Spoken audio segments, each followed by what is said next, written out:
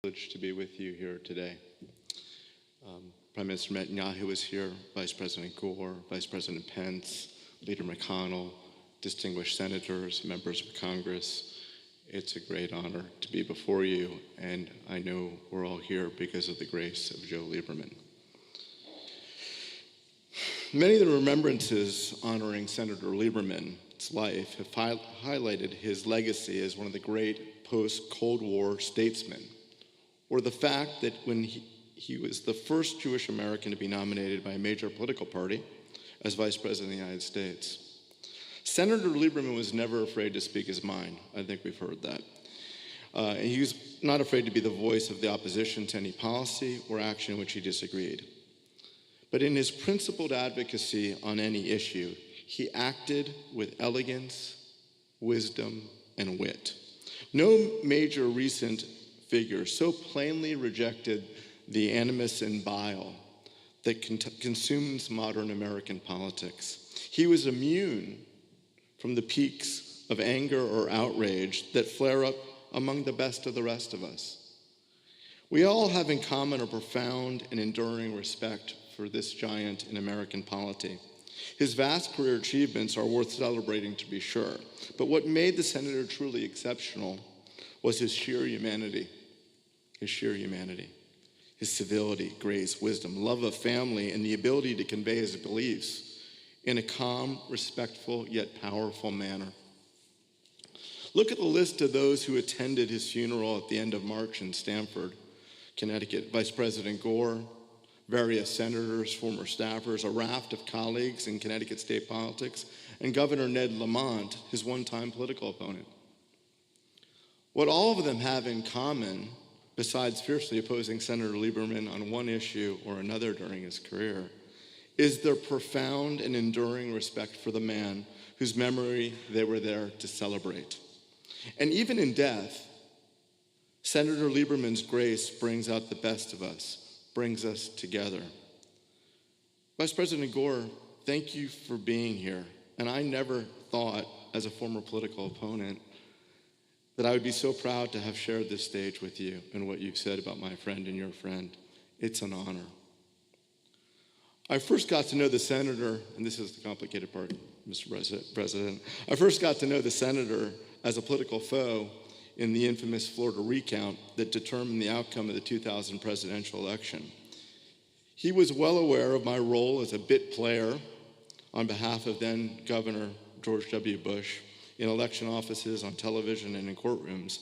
And although he was known for his sense of humor, I always felt a bit sheepish whenever he occasionally teased me about that role in the recount.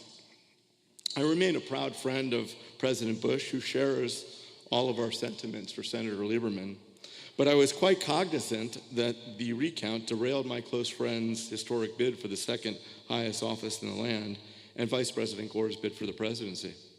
The last time Senator Lieberman joked with me about the recount, he sensed my discomfort because I was uncomfortable, and he didn't want to see his friend uncomfortable. And he said, "You know, Mark, don't fret too much about this whole recount business," he told me. "If we had won one or more states here or there, the outcome of Florida wouldn't have mattered one bit. Only upon his death did I learn that he had arranged for me to be a pallbearer at his funeral. I was so honored by the request. His extraordinary generosity of character persisted beyond his tragic death. My friendship with the senator developed further when I had the privilege of working for his friend and colleague, John McCain. John McCain's wit, of course, was second to none in politics, and his Borscht Belt jokes with Senator Lieberman, often at Senator Lieberman's expense, were legion.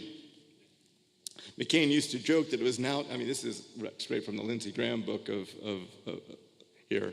McCain used to joke that it was now time to fully convert to Judaism, having gone through so many Jewish experiences with his friend.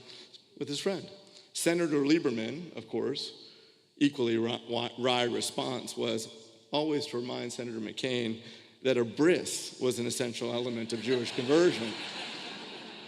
I'd like to hear what Lindsey Graham has to say about that, but yeah. Senator McCain, like Senator Lieberman, was a great storyteller and capable of serious reflection. Before the vice presidential selection process and the start of the Republican National Convention in 2008, I was with Senator McCain at his cabin in Sedona, doing my best to assist at his famous barbecue, or at least not get in the way.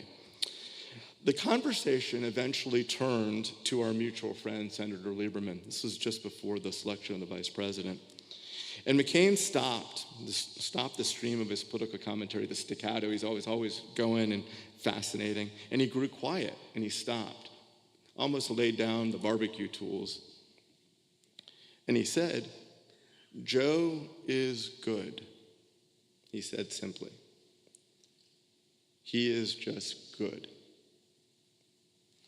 And when I say this, I get tingles, I'm sorry, but I remember it so vividly. The great John McCain saw in his friend a goodness, Lindsay knows this, Senator Collins has seen this, that we all, including him, aspired to. Even when John McCain passed over Senator Lieberman for the vice presidential nomination in the heat of the campaign, the senator from Connecticut did not hesitate to assist Sarah Palin as she stepped onto the national stage. I will never forget the mock debate. It was only the three of us in the room, where Senator Lieberman played the part of then Vice President Joe Biden, and I played the late, great Gwen Ifill. It was a particularly challenging moment in the campaign, as you recall, although challenging moments are being redefined in campaigns right now. With Governor Palin facing the full brunt of media scrutiny, I saw firsthand the care, concern, and empathy with which Senator Lieberman embraced the governor and talked her through the context of that difficult time. In that moment, they weren't a senator and a governor, nor even two vice presidential nominees. They were just two people talking, balanced by the senator's wisdom, experience, and serenity. It was a human moment that is so lost today. The selflessness and humility he displayed toward Governor Palin were typical of Senator Lieberman. In a world where success has 1,000 authors, he stood out for his belief that service and good work were enough and that credit was of little importance. It was an honor to share this stage with Prime Minister Netanyahu, and all of our thoughts are with Israel at this time. He would likely recall in 2018 that Senator Lieberman and I, in a bit role, convened a secret meeting in our work as leaders of United Against Nuclear Iran of Arab and Israeli intelligence chiefs and high-ranking members of the Trump administration, including Ambassador Bolton, who's here today. This first-of-its-kind meeting focused on cooperation and security and stability in the region, and it led to additional discussions that ultimately culminated in the Abraham Accords. That first meeting, hosted by Senator Lieberman and UANI, was never publicly disclosed. We didn't talk about it. The senator was so proud to play a role in helping to normalize relations between Arabs and Jews, but he was adamant that those who coordinated the many subsequent meetings and agreements deserved the credit. In his mind, the work itself was rewarding enough. Claiming public authorship was unnecessary. And look, at the risk of treading on that sensibility, I was really torn about how to say this. I mentioned this extraordinary and historical example of his devotion to service and repairing the world because its significance was in part built upon his unparalleled selflessness. Despite Senator Lieberman's insistence on being referred to as Joe, I couldn't help but address him as a senator. I always called him the senator. My apologies to the other senators in the room. He exemplified what it meant to be a great public servant, and that is how I will always remember him. Whenever I had the privilege of introducing him, we did a lot of events together, and I had the privilege of introducing him frequently. I would always conclude with an inside joke between the two of us. I would say and identify him, the national treasure, Senator Joseph Lieberman. He would smile at me with that smile, walk up to the stage, and he would say, "Mark, you've got to save that for my funeral." He'd retort, always sparking some laughter from the audience. And if he were here to respond to the outpouring of kind words that have been heaped upon him following his passing, I'm sure he would say something like this: Mark, couldn't you have waited a little longer to use that line, like 10 years? Because that's would be his joke. I've used that joke, and as Joe would say, it gets better every time, at least amongst the two of us. Ultimately, his family provided his bedrock. His wife, Hadassah, was truly his partner in caring, wisdom, kindness, and generosity. And his children and grandchildren were everything to him. Every discussion I had, I got the update. I felt I knew, I didn't know some of you, but I felt I knew you. The senator and Hadassah were a team, and she was his essential person in all they accomplished together. He was a father to me. But that was his gift, and certainly a burden for Hadassah and his children as they had to share him broadly. But I'm not alone in the feeling of that close relationship with him. I'm sure many others feel that in this room. His wisdom and warmth were bestowed on so many. And like Lindsay, I have to have something to show, a picture. And this was the man. This is a picture from Senator Lieberman's high school yearbook. There were sideburns, right? And I want to read just briefly from that yearbook.